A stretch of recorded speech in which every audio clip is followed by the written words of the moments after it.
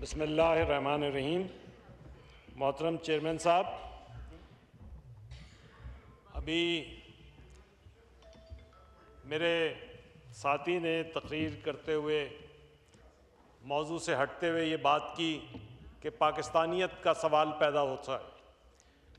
मैं उनको ये बात पूरे यकीन के साथ कहता हूँ कि पाकिस्तान का ऐवान है, पाकिस्तान के लोगों का नुमाइंदा ऐवान है और ये किसी सूरत में इस ऐवान के अरकान पे पाकिस्तानियत के मसले पे कोई क्वेश्चन उठा नहीं सकता। अगर कोई उठाता है तो वो गलत उठाता है।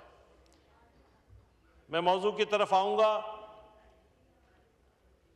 आर्टिकल 370 और 335 के बाद हिंदुस्तान में जो कश्मीर के साथ उसकी हैसियत थी, उस पर जो तफरीक आई, उस पर जो अमेंडमेंट्स आई, उसके नतीजे में हिंदुस्तान ने पूरी तरीके से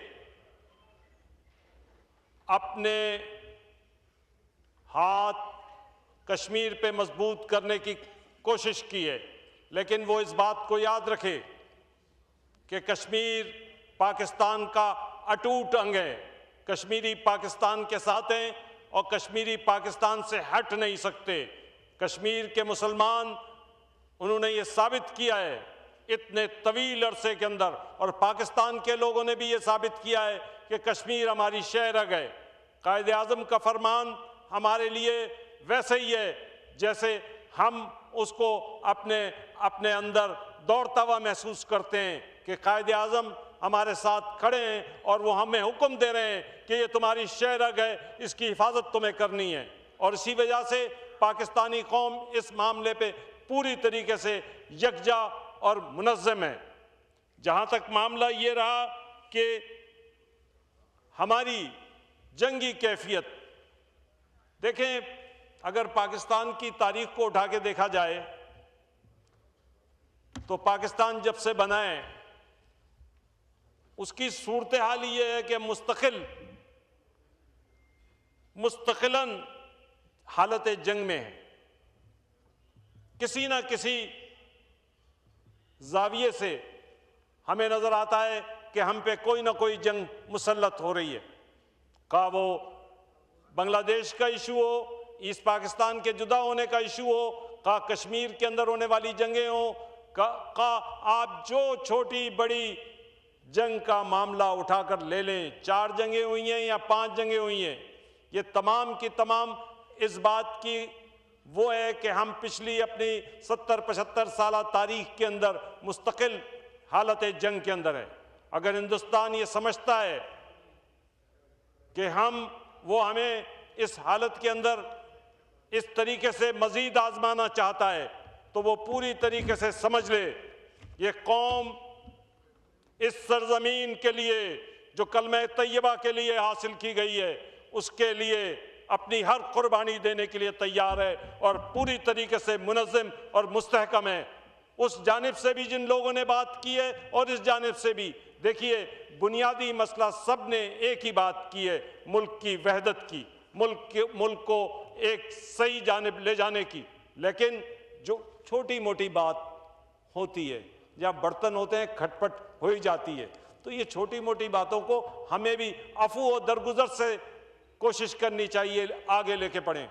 मैं अपनी उस साइड बैठे हुए दोस्तों से दरख्वास्त करूंगा कि अपनी तकारीर के अंदर देखिए, ज़बान से निकले हुए अल्फाज निकल जाते हैं।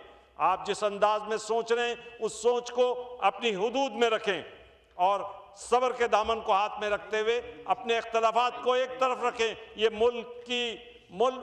इस मुल्क की वहदत का मसला है, इस मुल्क की सालमियत का मसला है। ये कलमे तैयबा पे हासिल होने वाले मुल्क, इस्लाम के नाम पे मिलने वाली दुनिया की वाहिद मुमलिकत, एक एटमी ताकत और इतनी बड़ी फौज को अपने साथ रखते हुए ये मुल्क चल रहा है। इसकी हिफाजत, इसकी अहमियत को समझना चाहिए। दुनिया भर के मुसलमानों की नज़र इस मुमलिकत की तरफ है। आज यूनाइटेड नेशन में भी जिस अंदाज में मामला तय हैं, वो इस बात की नवीद है कि इंशाअल्लाह अज़ीज़ हमारा पॉइंट ऑफ व्यू अपराइट है और ऊपर आएगा और उसको पूरी तरीके से हम उसको आगे लेके चलेंगे।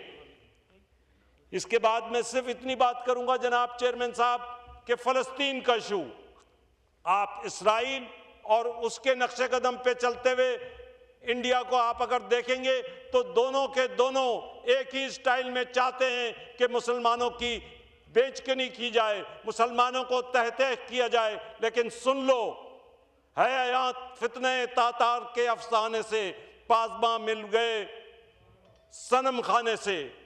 इस बात को देखो, तारीख के इन औराक को समझो, उसमें बिल्कुल ऐसा है कि मुसलमान पूरी तरीके से अल्लाह ताला ने उनकी हिफाजत की जिम्मेदारी ली है।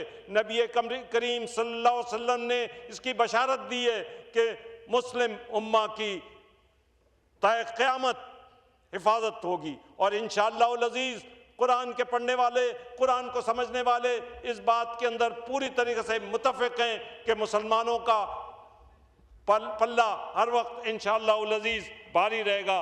फ़लस्तीन के मसले पे हम सबको ख़ास तौर पे अभी हमारी सरहदों पे जंग मुझे तो नज़र नहीं आती। ये छोटी मोटी चपकले के इंडिया चलाता रहेगा, लेकिन हमें बुनियादी तौर पे अपने मजलूम फ़लस्तीनी भाइयों की तरफ और कश्मीर में होने वाले मुसलमानों पर जुल्म के ऊपर पूरी नज़र रखनी चाहिए। जुल्म तो पूरे हिंदुस्तान में हो रहा है, जहाँ जहाँ मुसलमान हैं उनकी माशी बीचकुनी हो रही है। इस सब पे भी हमें नज़र रखनी चाहिए। अल्लाह ने हमें मौका दिया है, हम इस ऐवान से खड़े होकर उनके लिए न सिर्फ आवाज़ बुलंद करें, बल्कि हमारी अफवाज और हमारी तमाम सलाहियत पूरी तरीके से दुनिया भर के मुसलमानों के लिए होनी चाहिए। शुक्रिया जनाब। बहुत मेहरबानी हफीज़ भाई, बड़ी मेहरबानी।